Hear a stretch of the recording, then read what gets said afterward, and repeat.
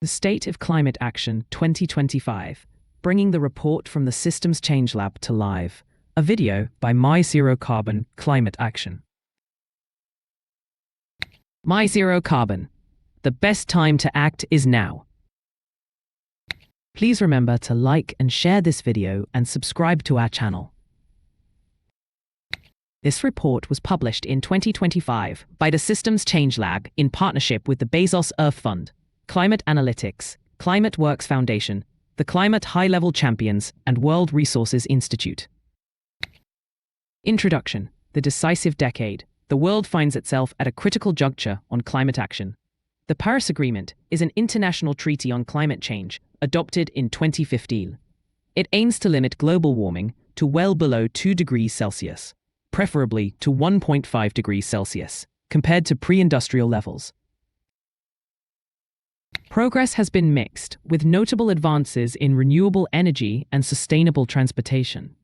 There has been slow progress and even backsliding in other crucial areas. Global emissions are currently higher than when the Paris Agreement was signed. The report has 5 progress categories for the indicators: on track, off track, well off track, wrong direction, and insufficient data. Global emissions reality. The latest State of Climate Action report highlights a stark reality. None of the 45 indicators assessed are on track to achieve the 1.5 degrees aligned benchmark for 2030. The 1.5 degrees target is a critical threshold to avoid the most severe impacts of climate change. Of the 45 indicators, 35 are showing some progress and are moving in the right direction. But of those, 6 indicators are off track and 29 indicators are well off track. Trends for 5 indicators are moving in the wrong direction entirely. There is not enough data for the remaining 5 indicators. U.S. climate policy backsliding. A concerning development this year is the United States scaling back climate policies. The United States are the world's second largest emitter and largest historical emitter. Intensifying climate impacts.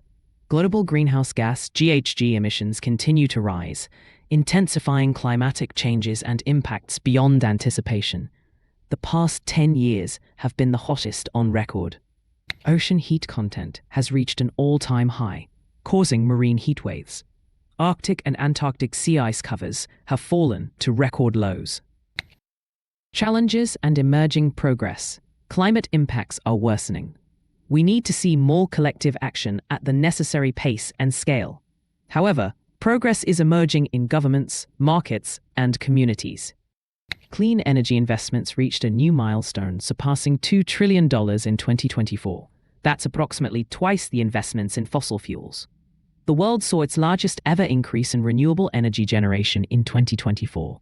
Zero-carbon sources are now producing over 40% of global electricity.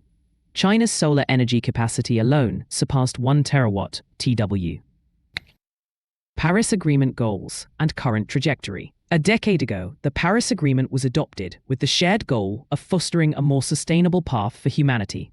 This includes averting climate impacts, advancing energy security, safeguarding ecosystems, improving human health, and enhancing overall well-being.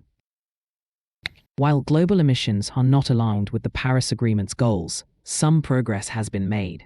Projections before the agreement indicated a global average temperature rise of around 4 degrees Celsius by century's end. Today, current policies project warming between 2.7 degrees Celsius and 3.1 degrees Celsius. Nationally determined contributions, NDCs, could potentially lower this to 2.1 to 2.8 degrees Celsius if fully implemented. NDCs are national climate plans outlining country-specific climate action targets for reducing greenhouse gas emissions and adapting to climate impacts. Urgent action and roadmap. We need far steeper and more rapid greenhouse gas emissions reductions immediately to keep the Paris Agreement within reach. The global, sector-specific targets in the report show a comprehensive roadmap for achieving these reductions across the highest emitting sectors. These targets are technically feasible and more important than ever, even if global temperature rise crosses the 1.5 degrees Celsius limit. Progress Indicators Overview. The report issues a global report card on collective efforts to combat the climate crisis, assessing progress towards sector-specific mitigation goals. The report uses the most recent 5 to 10 years of data to project a linear trend line to 2030. The report calculated acceleration factors. These state how much the pace of recent change needs to increase to meet 1.5 degrees Celsius aligned targets. In other words, they state how many times faster current efforts must be to reach the goal. Bright spots in climate action. Despite the overall shortfall, several bright spots demonstrate that rapid change is possible. For example, private climate finance has increased sharply. Solar power is the fastest growing power source ever. Acceleration needed trends for other indicators are not so good. For example, electric vehicle sales, previously on track, have slowed, now falling off track for 2030 targets. Efforts to reduce coal-fired power and halt deforestation remain well off track. Even consistent year-on-year growth in renewables is insufficient, as the pace of change needed to get on track for 2030 increases with each passing year. Methodology. Setting targets. The report summarizes the methodology used to assess progress toward 1.5 degrees aligned targets. It details the selection of sectors, targets, indicators, and datasets. We are aiming to limit global temperature rise to 1.5 degrees Celsius with no or limited overshoot. Greenhouse gas emissions must peak before 2025 and then decline significantly by 2030 and 2035. Key sectors for GHG emissions. Achieving deep greenhouse gas reductions requires rapid transformations across several key sectors. These sectors accounted for 86% of global GHG emissions in 2023. The primary sectors include power, buildings, industry, transport, forests and land, and food and agriculture. Global assessment of progress categories. To assess global progress, the report categorizes indicators based on their acceleration factors. These acceleration factors compare recent rates of change to those needed for 1.5 degrees aligned targets. A quick reminder, the 5 categories of progress are: heading in the right direction and on track, heading in the right direction but off track, heading in the right direction but well off track, heading in the wrong direction entirely, U-turn needed, and insufficient data. S-curve trajectory for innovation. An S-curve model describes how a technology's market share grows slowly at first, then accelerates rapidly after a breakthrough, and eventually levels off as it approaches saturation. Indicators are classified as S-curve unlikely, S-curve possible, or S-curve likely.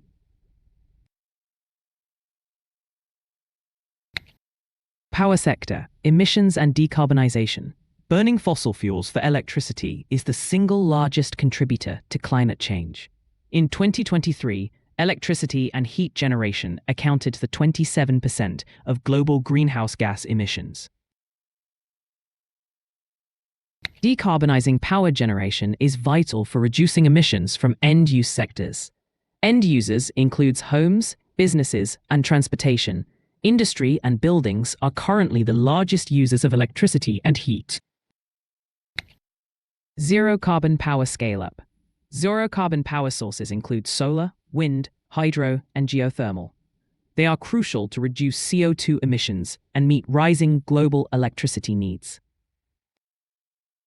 From 2019 to 2024, the share of solar and wind in electricity generation nearly doubled, from 8% to 15%. This rapid adoption was driven by decreasing costs, improved technology, and supportive policies. Solar power is still growing exponentially.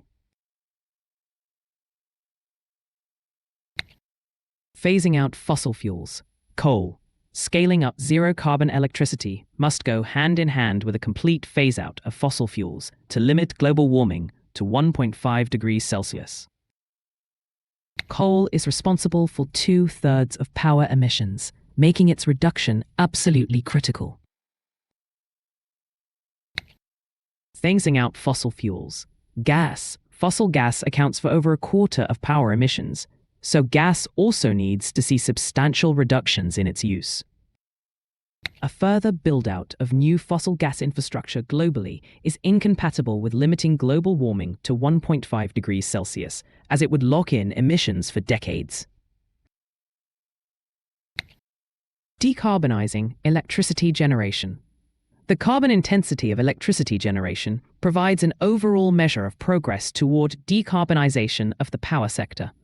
Carbon intensity is the amount of carbon dioxide emitted per unit of electricity produced, e.g. grams of CO2 per kilowatt hour.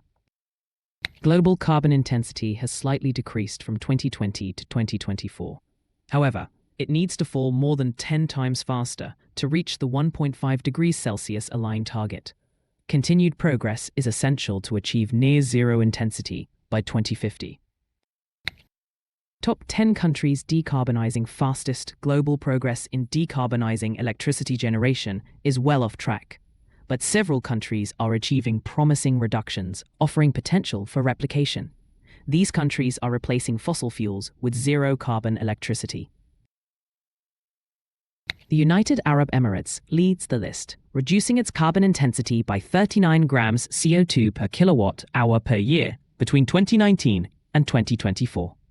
Chile ranks second, rapidly phasing out coal and increasing solar and wind power, driven by falling costs and supportive government policies. Building sector, emissions and shifts. Buildings are a significant source of greenhouse gas emissions. Direct emissions from burning fuel for heating and cooking accounted for about 3.6 gigatons CO2 equivalent in 2023, roughly 6% of global GHG emissions.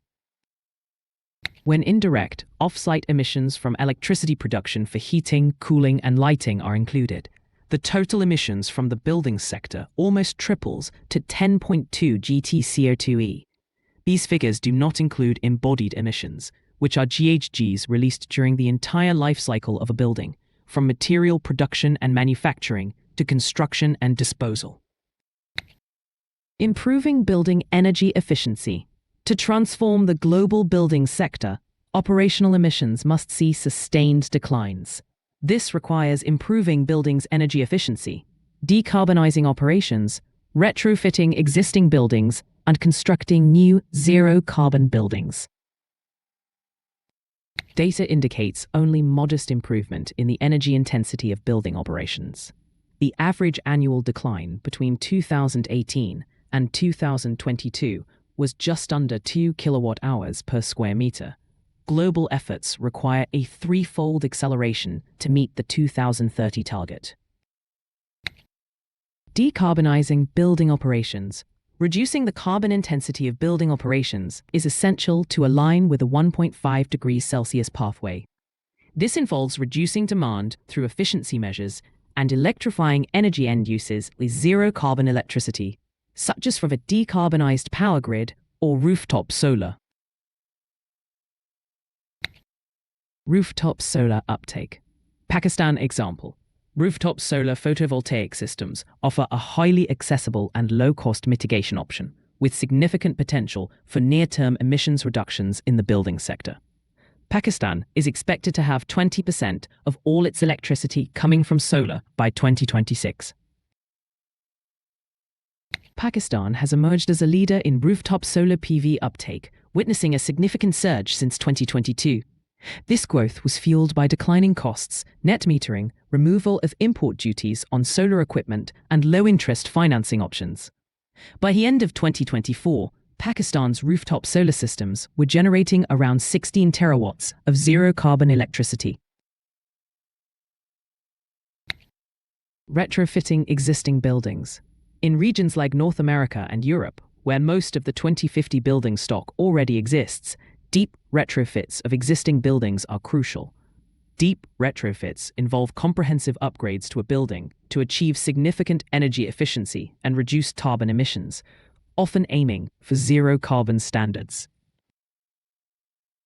Retrofitting includes energy efficiency improvements, shifts to cleaner technologies, and upgrades to efficient appliances. These improvements lead to significant savings in running costs and reduced operational emissions. Constructing zero-carbon new buildings. Construction of new buildings is increasing worldwide, particularly in emerging and developing economies. We need to build these structures to zero-carbon specifications. Zero-carbon-ready buildings are designed and constructed to be highly energy efficient and capable of meeting their energy needs from on-site or nearby renewable energy sources with minimal or no operational carbon emissions. This includes ensuring compliance with high energy efficiency standards, incorporating on-site renewables, and installing electric heating systems like heat pumps. In 2020, only 5% of new buildings were zero carbon in operation. There is a large gap to achieve the target of all new buildings being zero carbon by 2030. The path ahead, from assessment to action. The 2025 assessment shows progress is far too slow, but the path is clear. Solutions exist and are scaling, from solar power to electric mobility. Our task this decade is to accelerate these bright spots tenfold. The blueprint for a livable future is here. Now we must build it together. And always remember, when many small people in many small places take many small steps, they will change the face of the world. Please like and share our video and subscribe to our YouTube channel. Please consider making a donation so we can continue our work. Thank you. You will find the link to our donations portals in the video description, or just scan the QR code. My Zero Carbon, the best time to act is now.